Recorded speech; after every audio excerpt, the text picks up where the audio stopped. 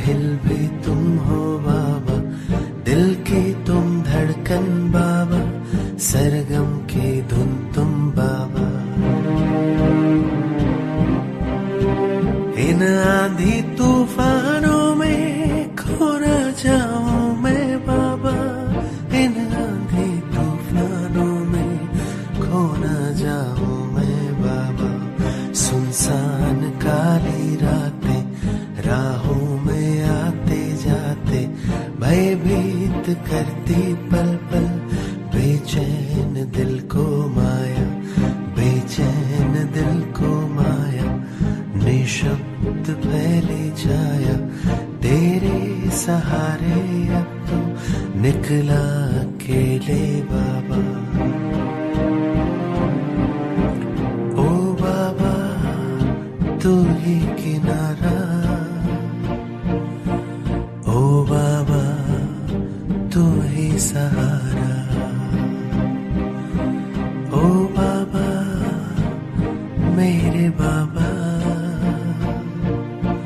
यादों में तुम हो बाबा, ख्वाबों में तुम हो बाबा।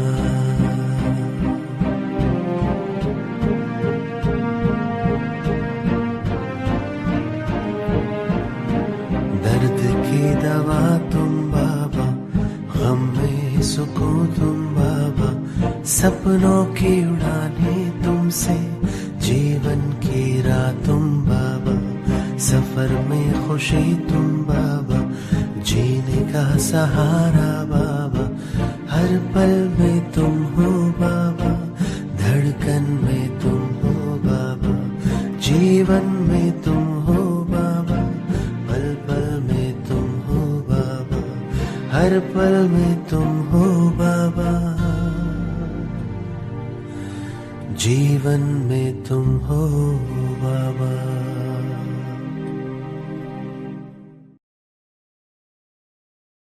ओम शांति।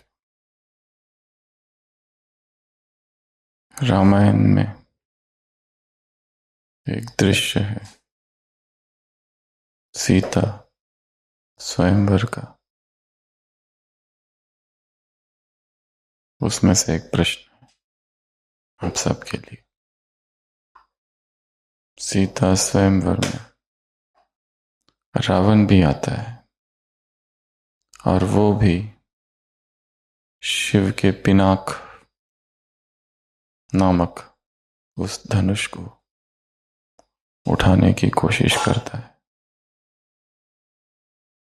पर रावण बहुत शक्तिशाली है। पर इतना शक्तिशाली होने के बावजूद भी वो शिव का धनुष नहीं उठा पाता। क्यों? रावण अत्यंत शक्तिशाली है। उसकी उम्र तो जनक से भी बड़ी है और वो स्वयंवर में आया है और उसने कभी कैलाश पर्वत भी अपने हाथ से उठा लिया था। इतना शक्तिशाली था वो। उसके 10 सिर थे। इतना शक्तिशाली होने के बावजूद भी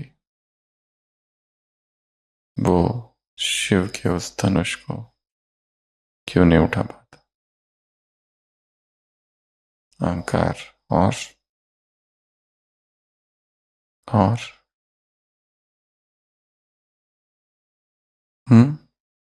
इम्प्योरिटी। कौन सी इम्प्योरिटी?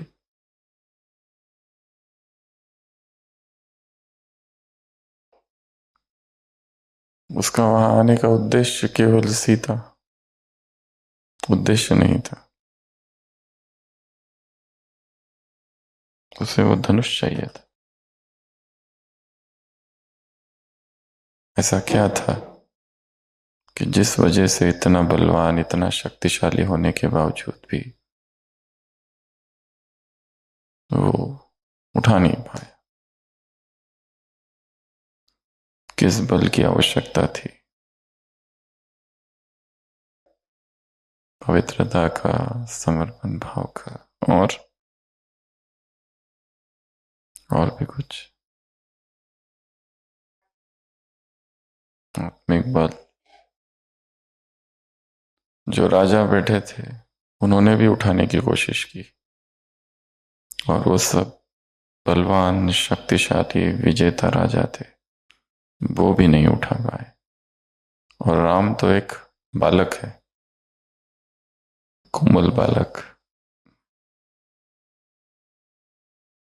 उसने कभी कोई खास युद्ध नहीं लड़े हैं, फिर भी दिखाया है उसने उठा लिया। वो कौन सा धनुष था? शिव का धनुष था।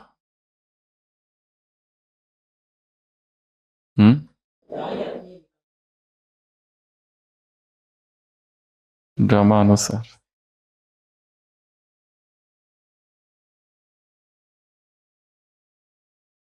शिव का धनुष पिनाक धनुष था। वो इतना शक्तिशाली धनुष कि उसके लिए कहा जाता है कि उससे इस सृष्टि के 3 भाग किए जा सकते।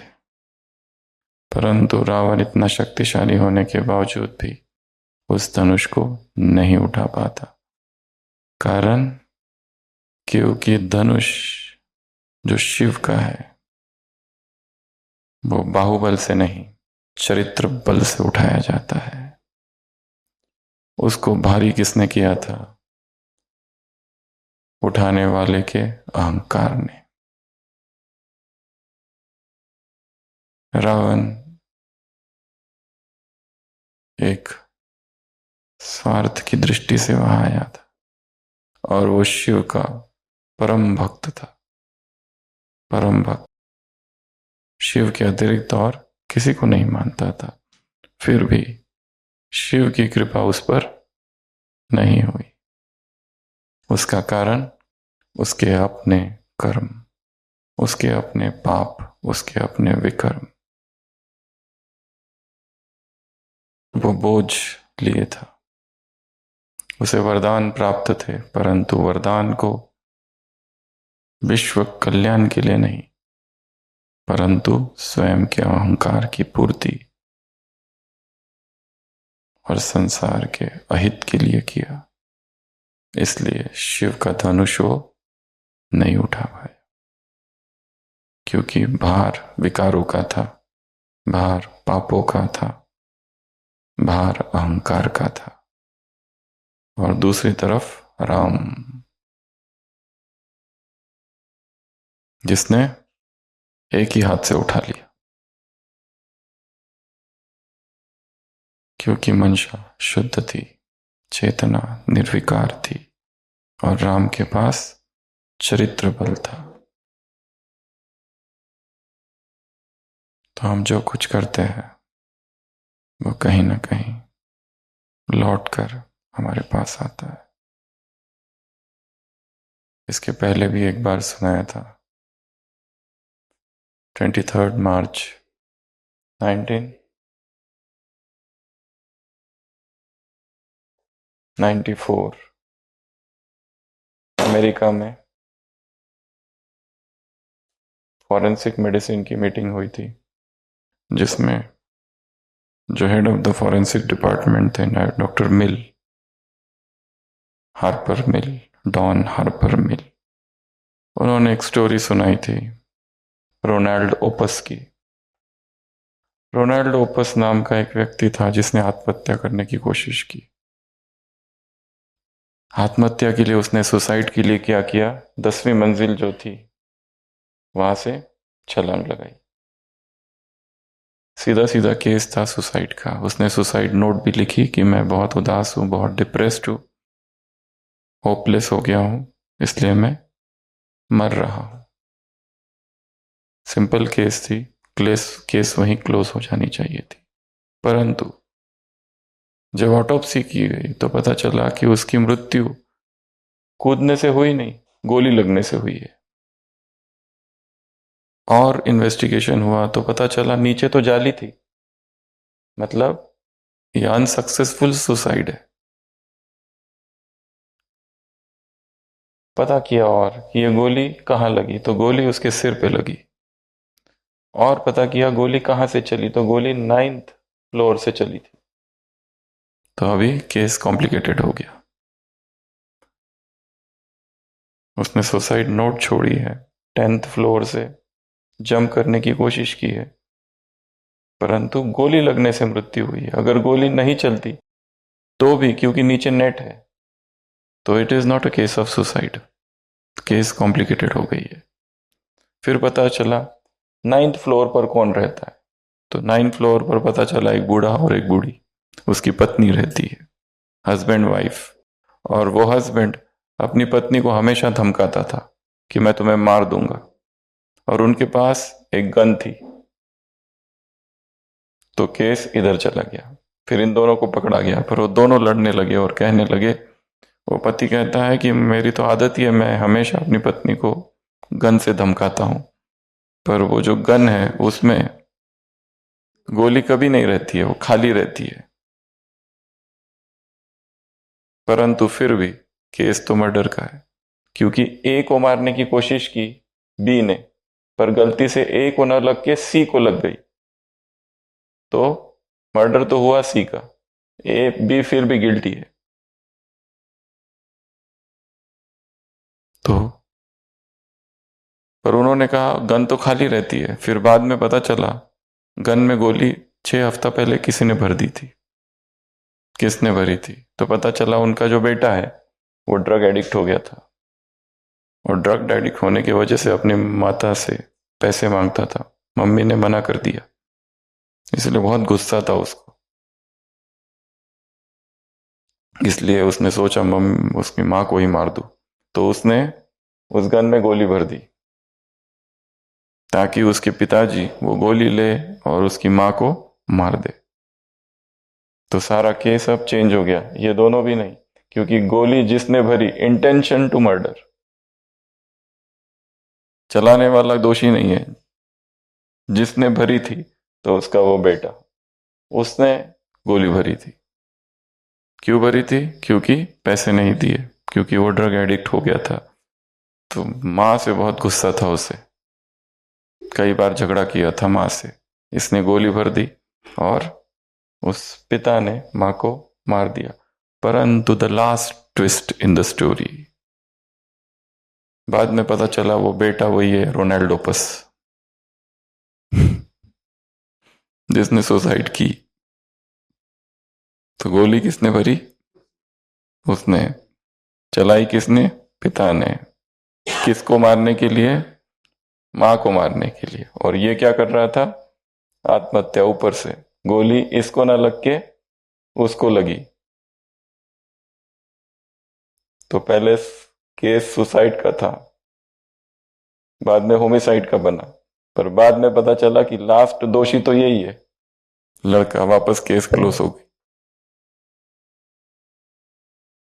कर्म फल से कोई भी छूट नहीं सकता। कर्म इज अ सिंसियर सर्वेंट, वो अपने मालिक को ढूंढ ही लेता है। कर्म अपने मालिक को ढूंढ ही लेता है, चाहे कहीं पर भी छिपा हो, कैसा भी हो, कहां पर भी हो, वो ढूंढ ही लेगा। कर्म प्रधान विश्व करी राखा, जो जस करई तस फल चाखा। हर एक हमने जो भी कर्म किए अपने इस जीवन में, वो सब लौट कर आएंगे। आज की अव्यक्त मुरली, तारीख 3/5/77। कर्म की फिलॉसफी, कर्म के सिद्धांत भगवान तब बता रहे हैं जब हम में से कितनों का जन्म ही नहीं लिया है। हम तब ये मुरली चल रही है 77 में। तो बाबा ने कहा बाप के दो रूप है। एक तो वो बाबा लीलाएं देखते हैं, पहले कहा, जैसे बाबा के लिए गायन है भगवान की लीला, अपरंपार है। वैसे बच्चों की लीला भी कैसी है, विचित्र है, वंडरफुल है। और बाबा ये लीलाएं देखते रहते हैं, और देख के बाबा के दो रूप है, एक तो वो मर्सीफुल भी है और जस्टिस भी है। मर्सीफुल बनकर क्या करता है, माफ कर देता है।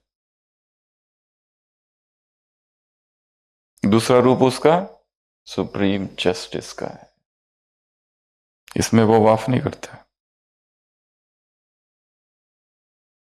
और एक नियम बताया है इस ड्रामा का, इस मुरली में। कौन सा नियम है वो, कौन सा अनादि नियम, सबसे बड़ा नियम, लॉ। एक का एक लाख गुना प्राप्ति भी है तो लाख गुना पश्चाताप भी है। अगर अच्छे कर्म करो तो तुरंत क्या मिलेगा, खुशी मिलेगी, लाख गुना प्राप्ति है। परंतु यदि विकर्म किया तो उसका पश्चाताप भी है। ये इस ड्रामा का, और ये ऑटोमेटिक है, ऐसा नहीं कि भगवान बैठ के वहां कर रहा है कि अच्छा इसने अमृत वेला इतने लोगों को सकाश दिया तो इसको ज्यादा मार्क्स। वो कुछ भी नहीं कर रहा है। He doesn't interfere. भगवान दो डिपार्टमेंट में इंटरफियर नहीं करता है। कौन से, कर्म और दूसरा प्रकृति। प्रकृति को इंटरफियर नहीं करता, ना कर्म में इंटरफियर करता है। तुम अमृत वेला करो तुम्हें खुशी होगी, निस्वार्थ कर्म करो खुशी होगी, सेवा करो खुशी होगी। तो इस रूल को भूलना नहीं है। बाबा ने कहा ये अनादि लॉ है, ड्रामा का लॉ है, संगम युग का लॉ है, और सबसे बड़ा है, the greatest law of this drama. और ये ऑटोमेटिक मशीनरी है, और ये मशीनरी फास्ट होगी। बच्चे कौन कौन सी लीलाएं करते हैं, लीलाएं बताइए। एक तो कई बार माया से सामना ही नहीं कर पाते, हार जाते। दूसरा, परख नहीं पाते माया को कि यही माया है। एक इंग्लिश लेखक ने अपनी जीवन कहानी लिखी है, 4 चैप्टर्स, इसको याद रखना है। चैप्टर 1, मैं जा रहा था, गड्ढा था।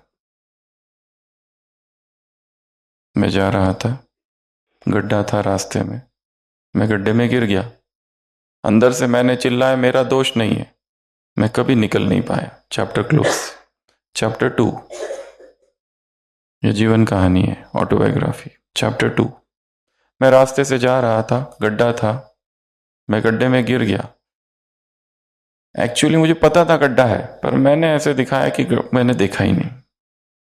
फिर गड्ढे में गिर गया, फिर मैंने चिल्लाया दोष मेरा नहीं है। मुझे बहुत टाइम लगा निकलने को। चैप्टर 3, मैं जा रहा था, मुझे पता था गड्ढा है, फिर भी गिरा क्योंकि आदत हो गई थी, पर मैंने कहा दोष मेरा है, तुरंत बाहर निकल गया। चैप्टर 4, मैं जा रहा था, गड्ढा था, मैं गड्ढे के बाजू से गया। चैप्टर 5, मैं रास्ता ही बदल दिया, उधर से गया ही नहीं। तो फर्स्ट चैप्टर क्या है, मैं जा रहा था, गड्ढा था, और मैं गड्ढे में गिर गया, पर मैंने क्या कहा, it's not my fault, and I was there for ever. मैं निकल ही नहीं पाया वहां से।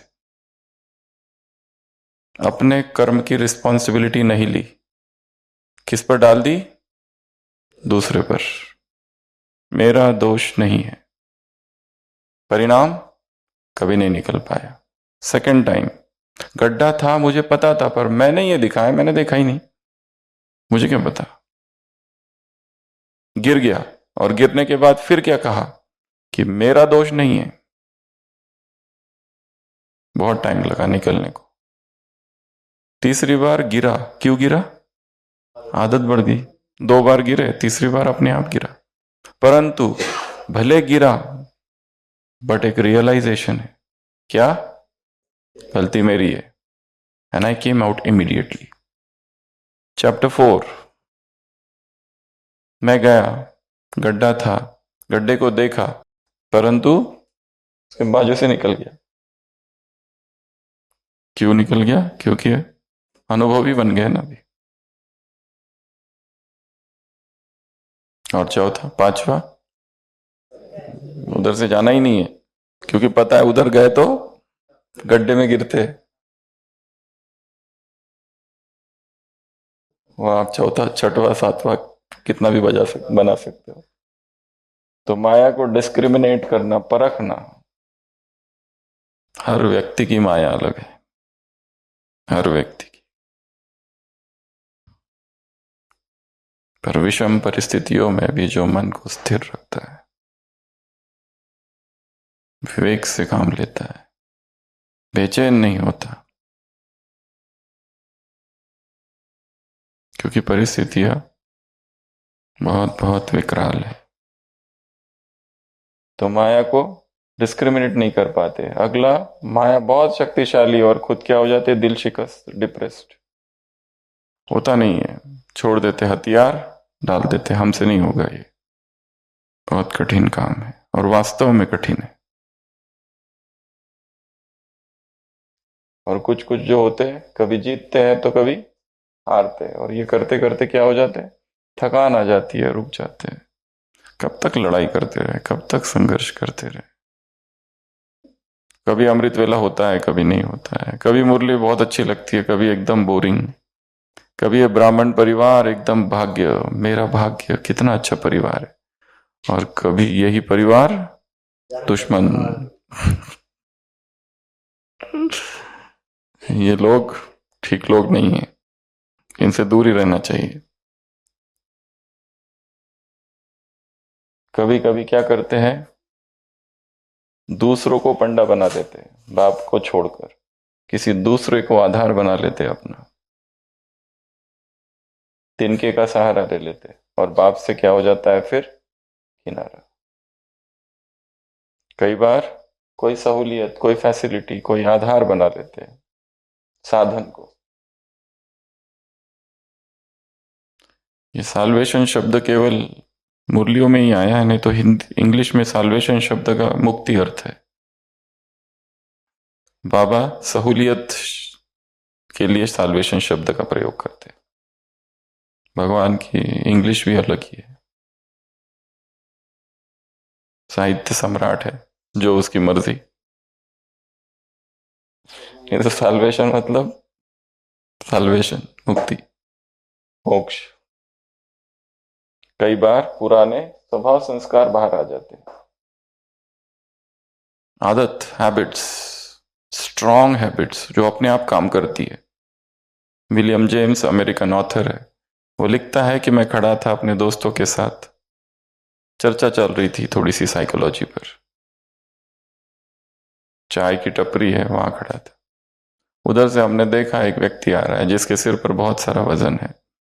वो कभी मिलिट्री में था 20 साल पहले, अभी रिटायर्ड है। और फिर हमने सोचा, मैंने अपने मित्रों से कहा, देखो मैं तुमको दिखाता हूं एक मजेदार खेल। और वो जोर से चिल्लाता है, अटेंशन। और वो मिलिट्री वाला, जो पहले मिलिट्री में था अब नहीं है, 20 years बैक, अटेंशन हो जाता है, उसका सारा सामान गिर जाता है। वो आग बगुला होके गुस्से में आता है, वो कहता है किसने अटेंशन कहा, तुमने अटेंशन क्यों कहा। विलियम जेम्स कहता है, यहां क्यों अटेंशन कहना पाप है क्या, मैंने तो ऐसे ही कहा। वो व्यक्ति कहता है, मैंने अपनी पूरी उम्र मिलिट्री में गुजारी है, अभी 20 साल हो गया मिलिट्री से दूर हूं, पर जैसे ही अटेंशन शब्द कान में आया, अटेंशन हो गया। The force of habit, the force of संस्कार। क्योंकि सबकॉन्शियस माइंड ने एक्सेप्ट कर लिया था कि अटेंशन बोलते ही अटेंशन होना। वो कहता है, अगर मैं मर भी जाऊं और कब्र में हूं, अगर कोई अटेंशन कहे तो हो सकता है कि मैं खड़ा हो जाऊं। इतना डीप वैसे ही एक दूसरा मिलिट्री का व्यक्ति है जो लेफ्ट साइड जब सोता है तो खर्राटे लेता है। उसकी पत्नी, उसके घर वाले बहुत परेशान है। खर्राटे भी ऐसे है कि दहाड़ जैसे बाजू वाले घर को सुनाई देते। उसकी पत्नी बहुत परेशान है, साइकोलॉजिस्ट के पास जाती है, कहती है क्या करूं। ये जब लेफ्ट साइड में सोते हैं तो खर्राटे लेने लगते हैं। साइकोलॉजिस्ट पूछता है और राइट साइड में? वो कहती है राइट साइड में नहीं लेते, पर लेफ्ट साइड में भयंकर खर्राटे लेते हैं और वो बहुत गहरी नींद में होते हैं। क्या किया जाए? साइकोलॉजिस्ट कहता है कि एक प्रयोग करके देखो। जब वो सो रहा है लेफ्ट साइड में तो उसके कान में जाके कहो राइट टर्न। वो मिलिट्री का आदमी है। वो कहती है पर वो सोते हैं, मेरी बात कहां से सुनेंगे, बहुत गहरी नींद में। खर्राटे ले रहा है आदमी, उसके कान में कुछ कहने से वो थोड़ी सुनेगा। साइकोलॉजिस्ट कहता है करके तो देखो। तो हो जाती। वो सोता है लेफ्ट में और वो उसके कान में कहते हैं राइट टर्न, और आश्चर्य वो राइट टर्न हो जाता है। मतलब स्वप्न में भी, नींद में भी सबकॉन्शियस माइंड एक्टिव है। इसलिए नींद के प्रयोग बहुत किए गए हैं संसार में। जो भी आदत बनानी है रात को सोते समय वो बोलते जाओ, बोलते जाओ, बोलते जाओ और सो जाओ। सबकॉन्शियस माइंड उसे ग्रहण करता है। कुछ भी, एनीथिंग। ये रात का सोने का समय जो है ना और उठने का, ये बहुत पावरफुल है। कॉन्शियस माइंड और सबकॉन्शियस माइंड के बीच का बैरियर उड़ जाता है यहाँ। इसलिए सारे दिन भर कोई कितना भी परमात्मा चिंतन करे श्रीमत, परंतु रात का समय यदि वो विकारी स्वप्न करते करते, देखते देखते कुछ सो रहा है तो वो विकार गहरे चले जाते हैं। दिन भर कितना ही सोचे फिर काम नहीं बनेगा। और शास्त्रों में दिखाया है रात के समय जो असुर होते थे वो जागते हैं। रात के समय जो राक्षस होते हैं उनकी शक्ति दुगुना हो जाती है। रात के समय उनकी साइज और ज्यादा हो जाती है। ये सब असुरों की कैरेक्टर की विशेषता है कि असुर रात में एक्टिव हो जाते हैं। दिन में इतना कुछ नहीं होता है। जैसे बिस्तर पर लेटो और सोने की कोशिश करो, सारे दिन भर purity purity purity purity purity, और बेड पे जाते ही आकर्षण। क्योंकि इसीलिए इस सोने के समय का जो पीरियड है इस पर प्रयोग करने।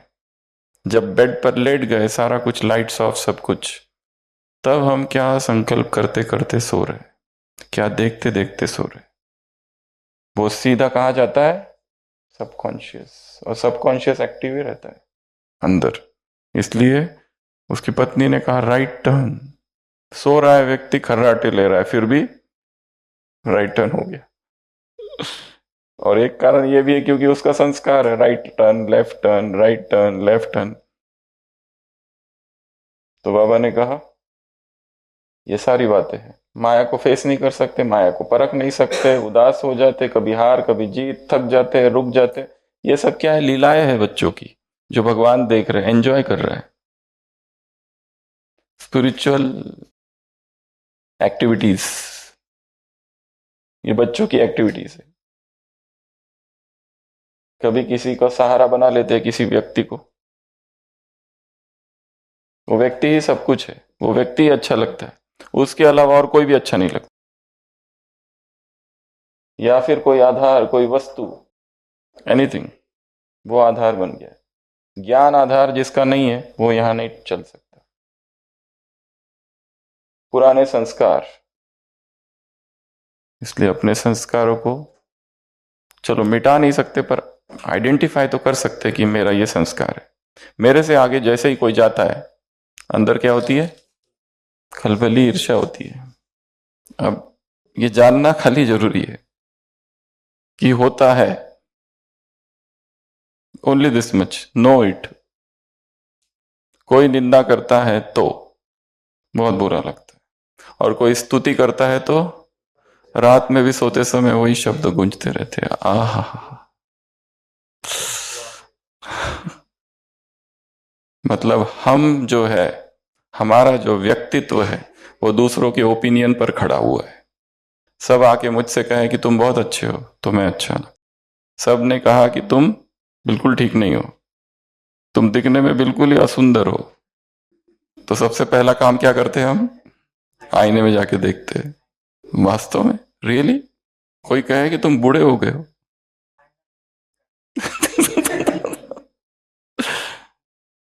हमें अपना व्यक्तित्व दूसरों के ओपिनियन के आधार पर नहीं बनाना। और ये बड़ा कठिन पुरुषार्थ है, क्योंकि हम प्रभावित होते हैं। हर चीज हमें प्रभावित करती है। कोई अगर कहे कि तुम में ये स्किल बहुत अच्छी है तो अच्छा लगता है, और कोई दूसरा आगे तुरंत कहे बिल्कुल नहीं है, तुरंत हलचल। तो इसमें भी बाबा ने क्या कहा? किसी आत्मा को पंडा बना लेते हैं, अपना आधार बना लेते हैं, अपना मार्गदर्शक बना लेते हैं, सहारा बना लेते हैं, तिनके का सहारा है, बाप से किनारा करते थे, या किसी वस्तु को, साल्वेशन को, कोई सहूलियत को, कोई फैसिलिटी को। तो लास्ट में कुछ ही ऐसे हैं जो कोटों में कोई, ब्राह्मणों में कोटों में कोई, यहां जो है उनमें भी कोटों में कोई ही ऐसे हैं जो क्या करते हैं? क्या है कोटों में कोई? माया को परखते हुए पार करते, सदा बाप को साथी बनाते हुए साक्षी हो पाठ देखते, सदा हर्षित हो चलते रहते, सदैव यह निश्चय रहता है कि अब तो पहुंचेंगे। तो ये सब क्या है? बच्चों की लीलाएं। भगवान ऊपर से देख देख के खुश हो रहा है, आश्चर्यचकित हो रहा है, वंडर खा रहा है, ये कर क्या रहे? और ये लोग कौन हैं? उनमें, इसमें और भी 10 बातें गिनाई है। ये वो लोग हैं जिन्होंने भगवान को जाना है, जिन्होंने भगवान को पाया है, वर्षा पाया है। ब्राह्मण परिवार के अंदर ब्राह्मण भी स्वयं को मान लिया, ब्रह्मा कुमार कुमारी का टाइटल भी लग गया, ईश्वरीय सेवार्थ निमित्त बने हुए।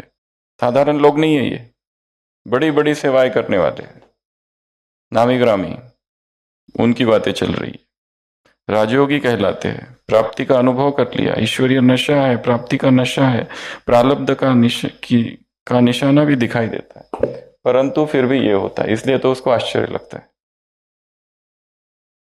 एक तरफ नशा, एक तरफ प्राप्ति, एक तरफ सब कुछ, परंतु दूसरापन, भीतर में ये खालीपन, एक रिक्तता है। इसीलिए इसी रिक्तता को भरने के लिए ये नवव्यक्त मूल्यों का अध्ययन आवश्यक है। सबसे पहले डायग्नोसिस होना चाहिए कि जिसको हम प्यार प्यार प्यार प्यार कर कह बैठ रहे, वो प्यार है ही नहीं, वो मोह है। जिसको हम कह रहे, लेबल ही तो गलत लगाया है।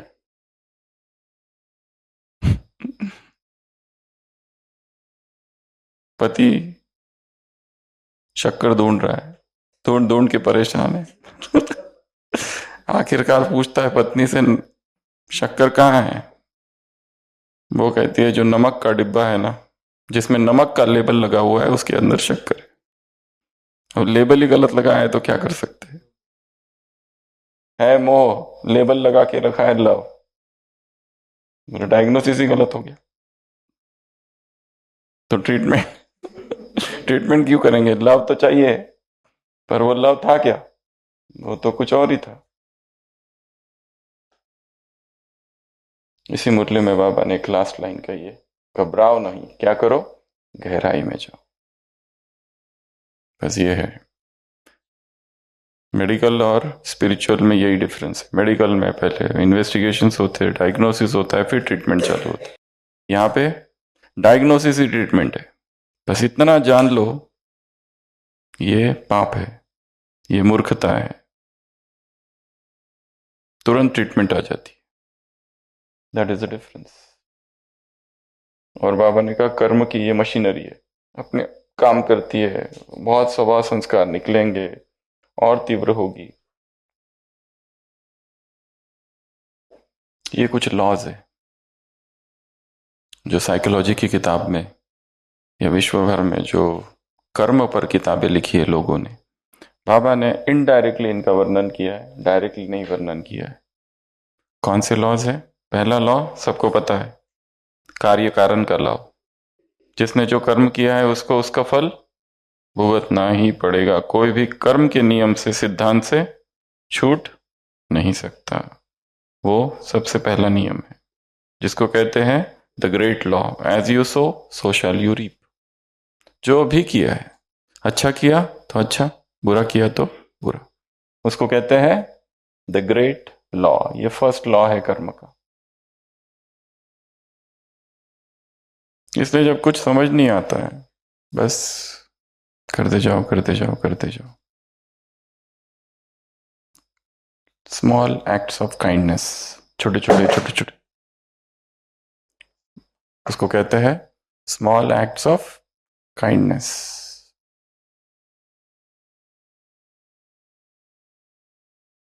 हॉस्पिटल में कई बार लोग आते हैं, पेशेंट्स को एक एक एप्पल देके चले जाते हैं चुपचाप, पेन देके चले जाते हैं, कुछ भी देके चले जाते हैं, फ्लावर देके चले जाते हैं। कौन है क्या है कुछ नहीं, कुछ नहीं बताते। हाँ एक केला और 10 फोटो, फोटो ऑप्स।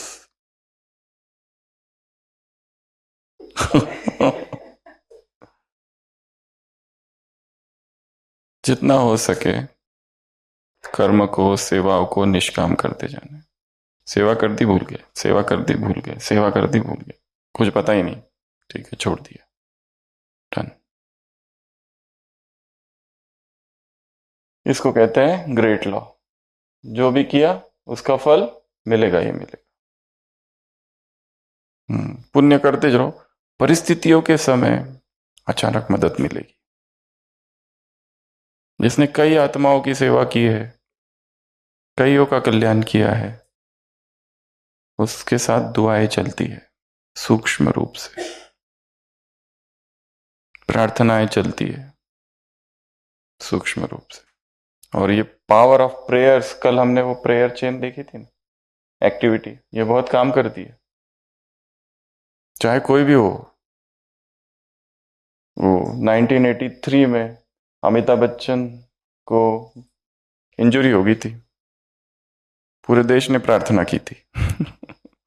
मूवी की शूटिंग हो रही थी, splenectomy, excessive bleeding, septic shock, massive bleeding, internal bleeding था। कितने सारे ब्लड ट्रांसफ्यूजन्स हुए और उन्हीं में उनको हेपेटाइटिस बी हो गया था। तो पावर ऑफ प्रेयर्स में पूरे देश ने प्रार्थना की थी। मूवी का एंडिंग एक्चुअली जो था उसमें उनकी डेथ थी, पर डायरेक्टर ने इस इवेंट के बाद जो मूवी कंप्लीट की वो चेंज कर दिया था। फिर वो जिंदा रहे उसमें, मूवी हिट हो गई, वो एक अलग बात है। तो that was the power of prayer, दुआओं की शक्ति। जब दिल से दुआए, तो जिन्होंने किसी को सुख दिया है दूसरों को, उनके लिए क्या निकलता है अंदर से? दुआएं निकलती है। तो ये काम करना है, ये कर्म का पहला सिद्धांत है। दूसरा सिद्धांत है कर्म का, द लॉ ऑफ क्रिएशन। जो भी हमारे साथ हो रहा है वो हमने क्रिएट किया है, और जो हम चाहते हैं हो वो हम डिजायर से क्रिएट कर सकते हैं। कुछ भी, you create it. Fyodor Dostoevsky Russian लेखक है, बहुत बहुत प्रसिद्ध। वो बचपन में बोलने नहीं आता था उसको, तोतला बोलता था। तो वो क्या करता था, समुद्र में जाकर वो पत्थर डालता था और चिल्लाता था। वहां विजन क्रिएट किया था कि मैं बहुत अच्छे से बोल रहा हूं। उसकी इंटेंस डिजायर थी, और जो बहुत तीव्र इच्छा होती है वो कैसी होती है? पूर्ण होती है। क्योंकि फिर प्रकृति मदद करेगी, प्रकृति ऐसी ऐसी चीजें अपने आप लाएगी कि अपने आप जुड़ेगा सब कुछ। सब मिलेगा अपने आप। प्रकृति षड्यंत्र करेगी, षड्यंत्र, कॉन्स्पिरेसी, उस व्यक्ति को, उस वस्तु को तुम तक पहुंचाने की। If you desire something intensely and purely, the entire universe will conspire to make that desire come true. सारी कायनात षड्यंत्र करेगी, तुमको पहुंचाएगी वहां तक जो भी चाहिए। फिर ये नियम है, अटल नियम है। तो लॉ ऑफ क्रिएशन आप क्रिएट कर सकते हो, जो करना है क्रिएट। कोई रिलेशनशिप है जिसमें डिस्टर्बेंस चल रहा है, उसका भी प्रयोग करके देखो। रात में सोते समय ये रिलेशनशिप बहुत अच्छा हो गया है, लवफुल हो गया है, अंडरस्टैंडिंग बहुत अच्छी हो गई, करते करते सो जाओ। उस व्यक्ति से ना तो बात की ना उससे कुछ किया, उससे कोई लेना देना ही नहीं है। ये अपने ऊपर काम करते करते अपने आप वो काम हो जाए। तो इसको कहते हैं लॉ ऑफ क्रिएशन। जो हम डिजायर करेंगे वो होगा। तीसरा है law of humility. Law of humility कहता है कि एक्सेप्ट कर लो पहले कि हम दुर्गति में हैं, हम गिर गए। विनम्रता का नियम कि इतना सब कुछ करने के बाद में भी भगवान का जो गहरा अनुभव हो रहा चाहिए वो नहीं हुआ है। मूल्य तो बहुत पढ़ ली, क्लासेस बहुत सुन ली, परंतु फिर भी ये जब तक ह्यूमिलिटी नहीं तब तक कुछ नहीं। अमृता मधुरता क्वेश्चन था, दो बातें। तीसरा है लॉ ऑफ ग्रोथ।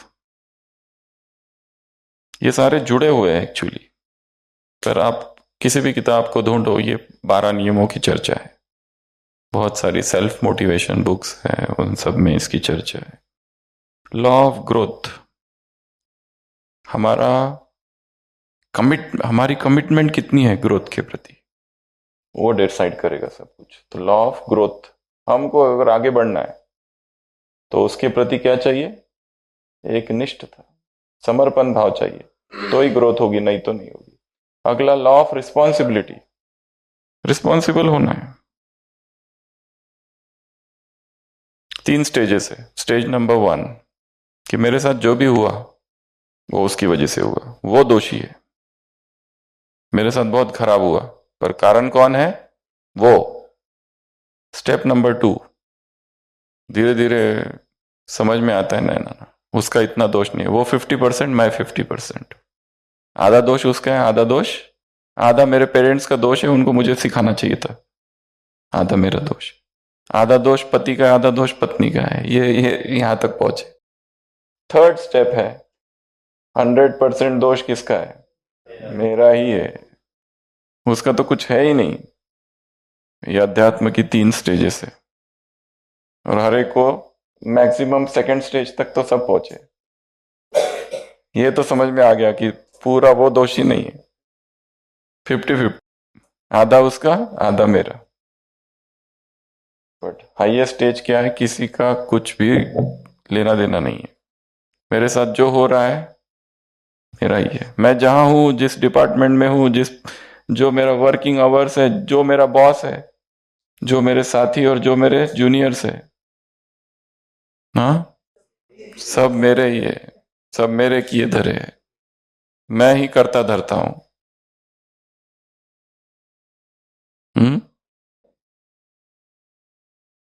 अगला लॉ ऑफ कनेक्शन। इस सृष्टि में सब कुछ जुड़ा हुआ है। ये नहीं समझो कि आप अलग, ये अलग, ये अलग अलग, सब कुछ कनेक्टेड है। ये नियम है, छोटा बड़ा, पास्ट प्रेजेंट फ्यूचर, सब कुछ जुड़ा हुआ है कहीं ना कहीं। आत्मा एक साथ क्यों आ जाती है? 2 कहीं ना कहीं जुड़े हुए थे पहले से ही। किसी को देखकर लगता है ना इसको मैं बहुत पहले से जानता हूं, और किसी को देख कर ही फर्स्ट ही मीटिंग है, बाद में ऐसा लगता है इससे दूर ही रहना चाहिए। क्यों? वाइब्रेशन ही कुछ और है, ठीक नहीं लगता है, बिल्कुल बेचैनी होती है। क्यों? कनेक्शन है, बहुत सारा कनेक्टेड है सब कुछ यहां पर। कई जगह जाने के बाद लगता है ये जगह पर मैं आया हूं, डेजावू। और कई जगह पर कितनी बार जाके आए, पर फिर भी लगता है ये तो कुछ नया ही है। ये सब कनेक्टेड है इस सृष्टि में। तो लॉ ऑफ कनेक्शन कहते हैं इसको। फिर लॉ ऑफ फोकस। जब तक फोकस नहीं करेंगे, सिंगल टास्क, तब तक ग्रोथ नहीं होती। इसलिए कहा कि सब अलग अलग पुरुषार्थ है। अमृत वेला एक अपने आप में अलग पुरुषार्थ है, इसके ऊपर काम करना पड़ेगा तो ही होगा ये पावरफुल। ब्रह्मचर्य अपने आप में पुरुषार्थ है, इसके ऊपर काम करना पड़ेगा तो ही होगा।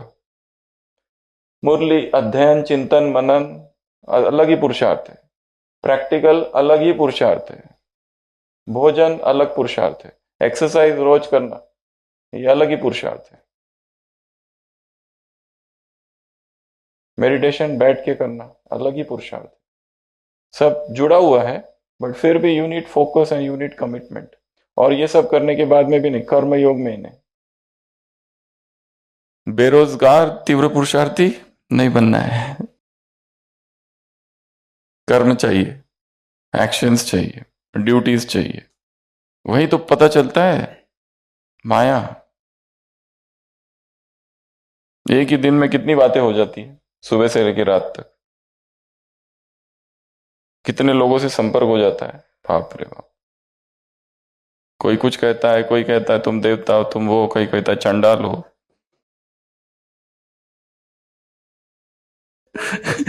तो सब कुछ, एवरीथिंग, कोई कुछ कहेगा, कोई कुछ कहेगा, कोई कुछ कहेगा, कोई कुछ कहेगा। इतनी सारी परिस्थितियां तो तुरंत ही आ जाती है। वो पेपर तो दे ही रहे, ये भी चल रहे हैं साथ साथ। इसलिए बाबा ने कहा सबको देखो, खेल देखो, ये बड़ा पुरुषार्थ है। तो लॉ ऑफ फोकस, फिर law of hospitality and giving. ये जैसे कहा ना, देने का rule, selflessness is a virtue.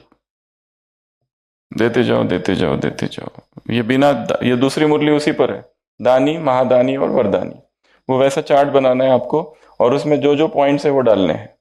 Simple मुरली है, रचता, दानी के क्या पॉइंट्स है, महादानी के क्या पॉइंट्स है, और वरदानी के क्या पॉइंट्स है। तो वो चार्ट बनाना ग्रुप में पोस्ट करेंगे, उसके अंदर वो सारी पॉइंट्स पैराग्राफ वाइज दिए मुरली में, ये इसकी, ये इसकी, ये इसकी। और जो चीज हम लिखते हैं खुद वो याद रहती है, नहीं लिखते वो याद नहीं रहती है। दूसरों का डायरेक्ट पोस्ट, कई लोग होमवर्क भी चोरी करते हैं, दूसरा का homework as it is words भी वैसे के वैसे पोस्ट कर रहे हैं।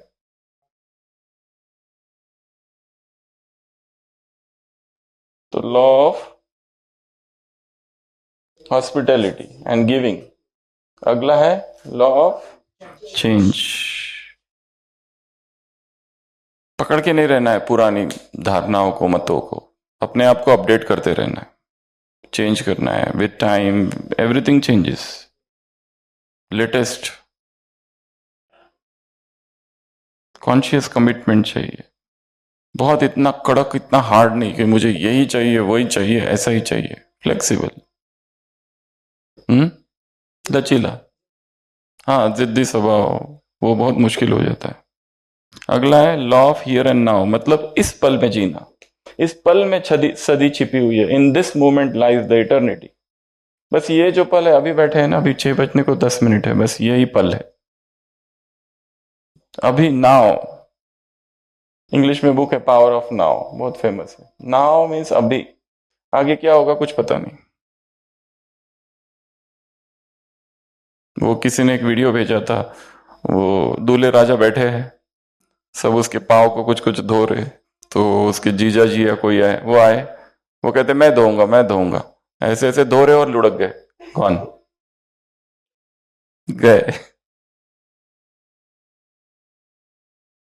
तभी के तभी गए, ऐसा है, फो फास्ट। ऊपर व्यक्ति खड़ा है छत पर, नीचे मित्र आया, वो मित्र से कहते हैं हेलो हाय, मैं आ रहा हूं तुमसे मिलने। सीढ़ियां उतर रहा है, अब भी ऊपर ही था, अभी कहता है मैं आ रहा हूं। सीढ़ियां उतरते उतरते हार्ट अटैक खत्म। ऐसा होता है।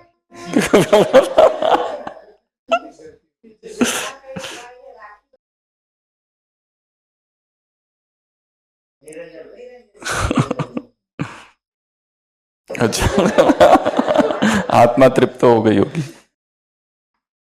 तो बहुत बहुत निश्चिंत सब कुछ।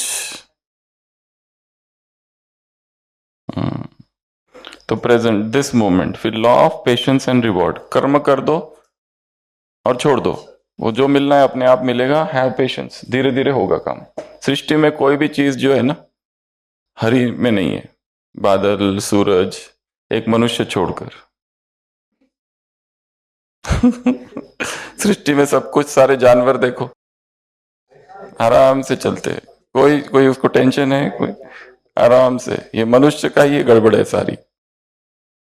घोड़ों को दौड़ाते हैं और मनुष्य बैठ के देख रहे। कोई घोड़े, अगर मनुष्य दौड़े तो कोई घोड़े बैठ के देखते हैं क्या? सारे मनुष्य के अजीबोगरीब काम है। कोई नहीं आएगा देखने अगर ये दौड़ने लगे तो पेशेंस, धीरे धीरे। Law of significance and inspiration, last. जो भी आप छोटा सा करते हो वो small contributes to the whole. छोटी सी एक्ट ऑफ काइंडनेस, छोटा सा, वो एक चेन की तरह क्रिएट हो जाता है। तो एक एक्टिविटी है जिसको कहते हैं कर्मा चेन एक्टिविटी। ये आपको खाली बता रहे हैं, आप इसको कर सकते हैं, कर्मा चेन एक्टिविटी।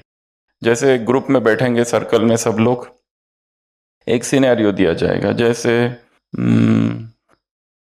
रास्ते में एक व्यक्ति जा रहा था, उसे पैसे मिल गए, उसने वो पैसे लिए और उसमें एड्रेस लिखा हुआ था, कोई वॉलेट मिल गया, उसके घर तक जाके पहुंचा दिया। ये है स्टोरी। तो ये स्टोरी मैंने अरविंद भाई को बता दी, तो आप उनको बताएंगे कि इससे क्या क्या हुआ, और स्टोरी को आगे बढ़ाते बढ़ाते बढ़ाते बढ़ाते चेन रिएक्शन क्रिएट करेंगे। तो वो जिसने दिया उसने बहुत धन्यवाद किया, ठीक है, फिर उसको इसने उसको जॉब पे रख लिया कि तुमको नौकरी चाहिए तो मैं तुमको जॉब दे देता हूँ। ये जॉब में बहुत आगे निकल गया, ये वहाँ का बॉस बन गया। बॉस बन गया तो इसने इनको बहुत लोगों को एम्प्लॉय किया, कल्याण किया, मतलब एक चेन। इससे ये हुआ, इससे ये हुआ, इससे ये हुआ। तो एक है पॉजिटिव। दूसरा निगेटिव, एक व्यक्ति ने दूसरे को धोखा दे दिया, तो फिर क्या क्या हुआ, उसकी चेन। तो ऐसी स्टोरी बनाते बनाते आगे बढ़ानी होती है उसमें। तो इसको कहते हैं कर्मा चेन रिएक्शन एक्टिविटी। अगर हम कहीं बाहर जाएंगे तब ये करेंगे, यहाँ थोड़ा मुश्किल है। इस पूरी भट्टी के बाद जो पिकनिक करेंगे ना एक, तब करेंगे। हाँ हाँ, जनवरी में देखते हैं कब तक ये पूरा होता है प्रोजेक्ट। तो ये थी पहली मुरली। दूसरी मुरली वो 3 पर है, दानी, वरदानी और महादानी। तो उसकी पॉइंट्स लिखनी है आपको एक। और कल जो एक्टिविटी बताई थी वो एक बार फिर से रिवाइज करते हैं, वो बहुत पावरफुल एक्टिविटी है। तो आज तो सबको उसको करना है, कल खाली याद कर लिए था, आज क्या करना है, उसको करना है। तो हमारे कितने पॉइंट्स हैं समर्पण सूत्र के? 10 विथ एक्शंस। कौन करके दिखाएगा? दीपाली बहन, अच्छा आपने बनाया, आ जाओ आ जाओ आ जाओ आ जाओ फटाफट। 10 समर्पण सूत्र। पहले हम समर्पण सूत्र याद कर लेते। पहला समर्पण सूत्र, मेरा तो एक शिव बाबा, दूसरा ना कोई। दूसरा समर्पण सूत्र, एक से सब संबंध। तीसरा, एक के प्रति समर्पण भाव। चौथा, एक की याद। पांचवा, एक का संग, एक से प्यार, एक पर एक भरोसा, एक से रूरियान, एक के साथ सारे कर्तव्य। और 10वां, एक ही सब कुछ, एक में ही सब कुछ। तो ये थे हमारे 10 समर्पण सूत्र। तो कल हमने इसको विद एक्शंस किया था। तो आज दीपाली बहन आप कराओ एक्शंस के साथ। और आज का होमवर्क यही है, सबको इसको एक्शन के साथ करके, हाँ रिकॉर्डिंग करके भेजना है वीडियो, 1 मिनट का, 2 मिनट का। स्टार्ट। आप माइक दे दो। हाँ वो तो है होमवर्क, आज 2 होमवर्क है। और आज ट्रॉफीज वाले भाई आए हैं क्या नेपाल के? आज 3 ट्रॉफीज है, हाँ ये लेके जाएंगे, फिर भी 2 मिनट। ओम शांति। एक शिव बाबा, दूसरा ना कोई। एक शिव बाबा, दूसरा ना कोई। एक शिव बाबा, दूसरा ना कोई। ऐसे क्रॉस में, एक शिव बाबा, दूसरा ना कोई। एक से सर्व संबंध, एक से सर्व संबंध, एक से सर्व संबंध, एक का, एक से, हाँ एक से समर्पण, एक प्रति समर्पण, एक के प्रति समर्पण, एक के प्रति समर्पण, एक के प्रति समर्पण, एक की याद, एक की याद, एक की याद, एक का संग, एक का संग, एक से प्यार, एक से प्यार, एक बल, एक भरोसा, एक बल, एक भरोसा, एक से ही रूरिहान, एक से ही रूरिहान, एक से ही रूहान, एक से एक से सर्व कर्तव्य, एक के साथ सर्व कर्तव्य, एक के साथ सर्व कर्तव्य, एक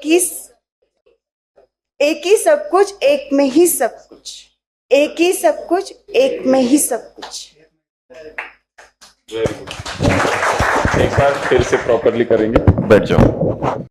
एक शिव बाबा दूसरा ना कोई, एक शिव बाबा दूसरा ना कोई, एक शिव बाबा दूसरा ना कोई।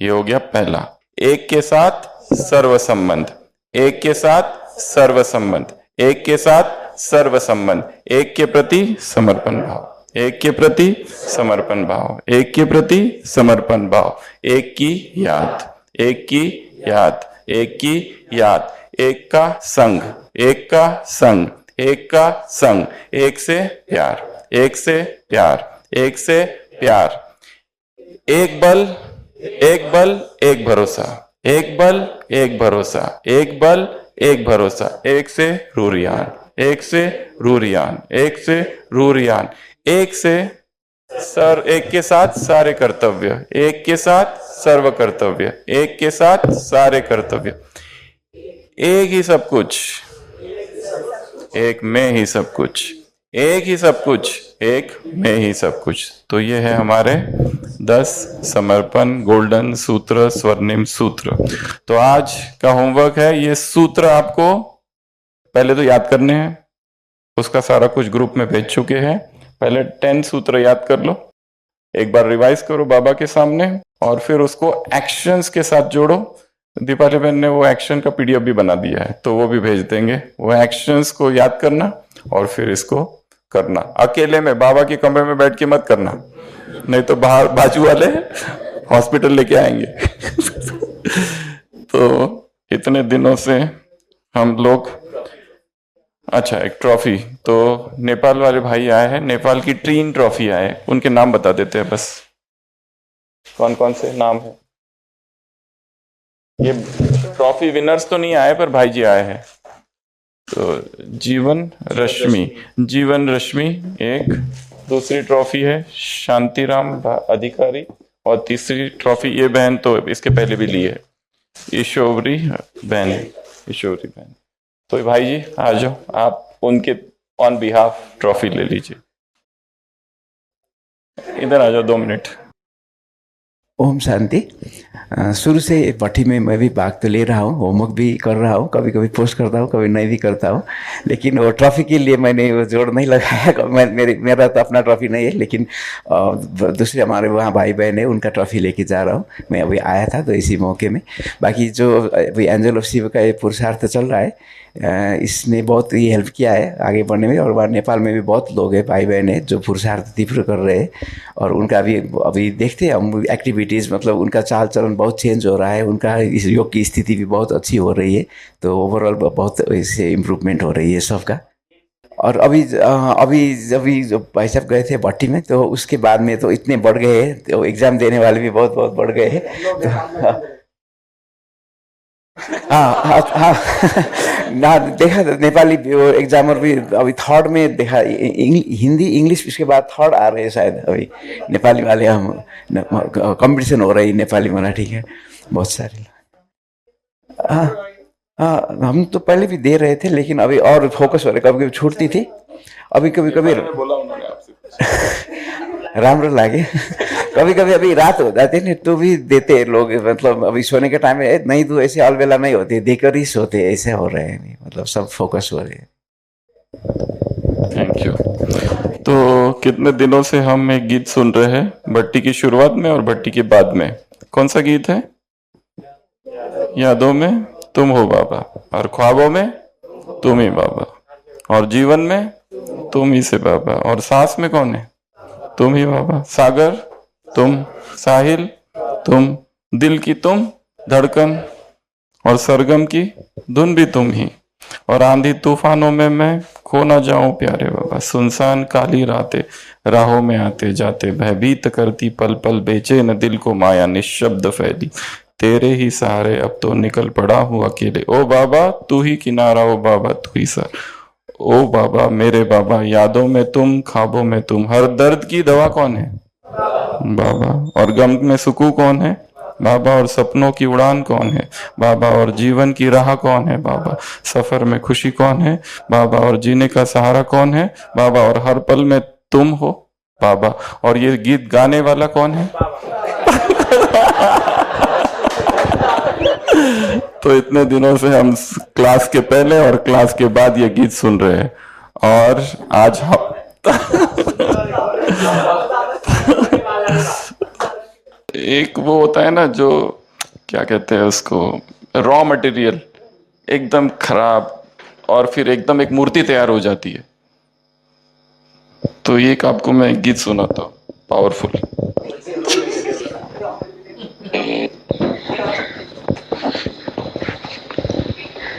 यादों में तुम हो बाबा, ख्वाबों में तुम हो बाबा, जीवन तुम्ही से बाबा, हर सांस तुम हो बाबा, सागर तुम हो बाबा, साहिल भी तुम हो बाबा।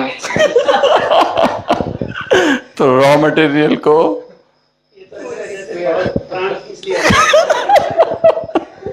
तो आज हम सब के बीच में हरीश भाई जी उपस्थित है, और बहुत ही सुंदर तरीके से ये गीत गाया है। और देवरंजन भाई जी है, उनको हमने देखा नहीं अभी तक, वो भी आए हैं? अच्छा, पहले मधुबन में ही थे, तो 2 मिनट आप आएंगे? तो इन्होंने अपने बहुत सुरीली आवाज़ में ये गीत गाया है, और उस गीत को सुनते हुए भी जो गीत गाता है उसके भाव उसमें समा जाते हैं। कितनी तन्मयता से व्यक्ति गाता है, वो उस उनके शब्दों में, वो भाव में पता चलता है। यही गीत नहीं, इनके बाबा के जितने भी गीत है वो। और एक क्वेश्चन आपके ऊपर रखा था हमने, जैसे सोचोगे वैसे बनोगे, भाई साहब का चित्र था उसमें, वो समझ में आया था क्वेश्चन क्या है? एक प्रश्न था एमसीक्यू, जैसे सोचोगे तुम, वो इसीलिए रखा था इनका चित्र। वो कितनों को समझ में आया पता नहीं, एक एमसीक्यू रखा था, अभी याद आया। तो आज हमारे बीच में हरीश भाई जी है, अचानक आए हैं, मुझे पता नहीं था आप यहाँ हैं। जब आपका मैसेज आया थोड़ी देर पहले कि मैं यहाँ हूँ और क्लास में आऊँगा, तो हमें बहुत बहुत बहुत खुशी है कि हमारे इस यज्ञ में एक ऐसी एक आत्मा है जिसकी इतना समर्पण भाव है, बाबा के लिए इतना प्यार है। लास्ट सो फास्ट है, लास्ट सो फास्ट। और बाबा के जितने भी सारे गीत गाए हैं, उन सभी गीतों में एक ईश्वरीय, एक रूहानी जादू है, जो कोई भी सुन ले, चाहे बाहर का भी कोई सुन ले, अंदर एकदम घुस जाता है, एकदम टच, सीधा सबकॉन्शियस। तो राइट टर्न, लेफ्ट टर्न, तो सीधा अंदर घुस जाता है, और बाबा के लिए प्यार अपने आप बढ़ जाता है। तो आप एक 2 शब्द। हाँ, हम बच्चे वो आए हैं क्या? नहीं, बच्चे नहीं आए हैं।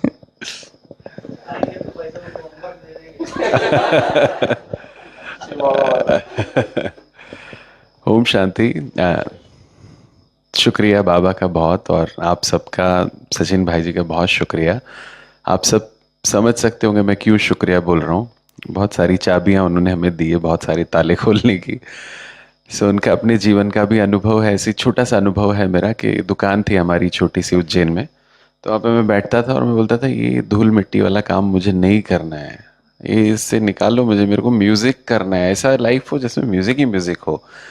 सो गुरु जी मिले, बीके थे, पंडित कृष्णकांत शुक्ल जी। उन्होंने फिर वो हमेशा बाबूजी को बोलते थे ये यहाँ बैठने के लिए नहीं पैदा हुआ है। बाबूजी उनके साथ में ऐसा हो जाता था कह रही ये एक बिगड़ गया दूसरे को भी बिगाड़ोगे तो ऐसे करते करते धीरे धीरे राह मिली। फिर जब बाबा पहली बार, मैं सबसे पहले 96 में आया था ज्ञान सरोवर में जब बना था, और दादी जी, प्रकाशमणि दादी जी से मैं मिला था, तब ज्ञान में नहीं चलता था।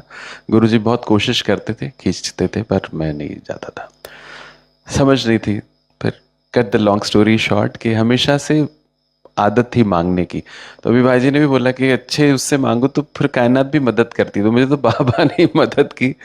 मैं सोचता था, एक गाना मैं हमेशा गाता था, कदम कदम में, बोलता बाबा अभी मेरे गाने कभी आएंगे, एक ही गाना कब तक गाऊंगा मैं, तो मेरा है भी नहीं।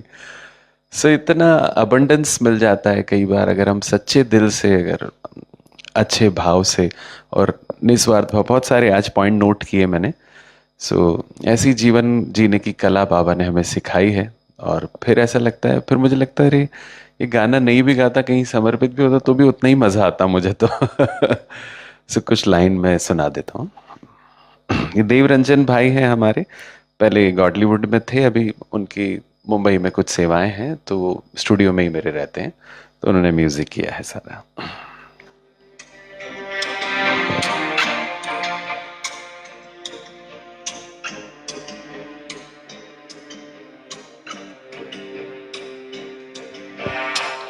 यादों में तुम हो बाबा, ख्वाबों में तुम हो बाबा, जीवन तुम्ही से बाबा, हर सांस तुम हो बाबा, सागर भी तुम हो बाबा, साहिल भी तुम हो बाबा, दिल की तुम धड़कन बाबा, सरगम की धुन तुम बाबा।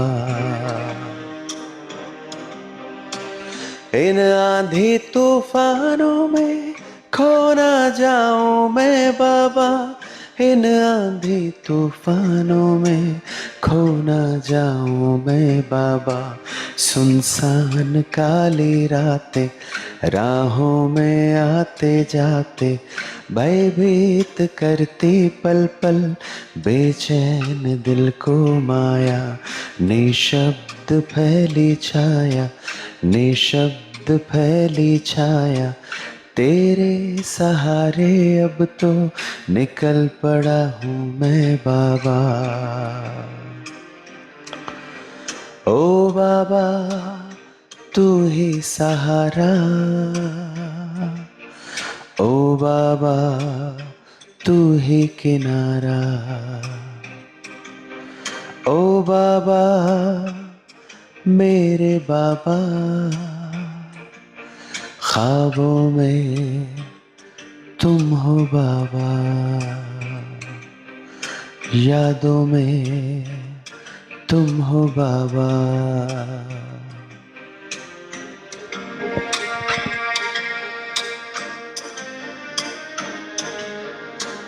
दर्द की दवा तुम बाबा, गम में सुकून तुम बाबा, सपनों की उड़ाने तुमसे, जीवन की राह तुम बाबा, सफर में खुशी तुम बाबा, जीने का सहारा बाबा, हर पल में तुम हो बाबा, जीवन में तुम हो बाबा, धड़कन में तुम हो बाबा, सांसों में तुम हो बाबा। ओ बाबा मेरे बाबा, यादों में तुम हो बाबा, ख्वाबों में तुम हो बाबा।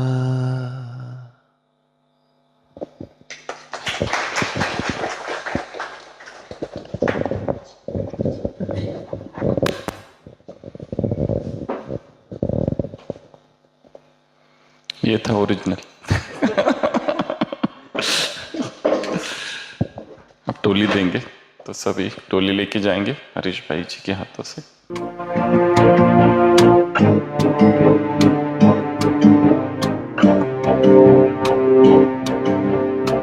यादों में तुम हो बाबा, ख्वाबों में तुम हो बाबा, जीवन तुम्ही से बाबा, हर सांस तुम हो बाबा, सागर भी तुम हो बाबा, साहिल भी तुम हो बाबा, दिल की तुम धड़कन बाबा, सरगम की धुन तुम बाबा। इन आंधी तूफानों में खो ना जाऊं मैं बाबा, इन आंधी तूफानों में खो ना जाऊं मैं बाबा।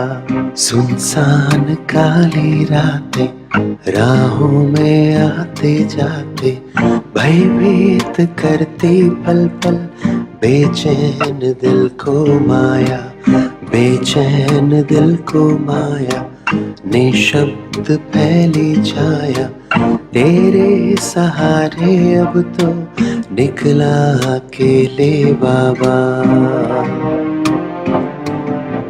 ओ बाबा तू ही किनारा, ओ बाबा तू ही सहारा, ओ बाबा मेरे बाबा। यादों में तुम हो बाबा, ख्वाबों में तुम हो बाबा।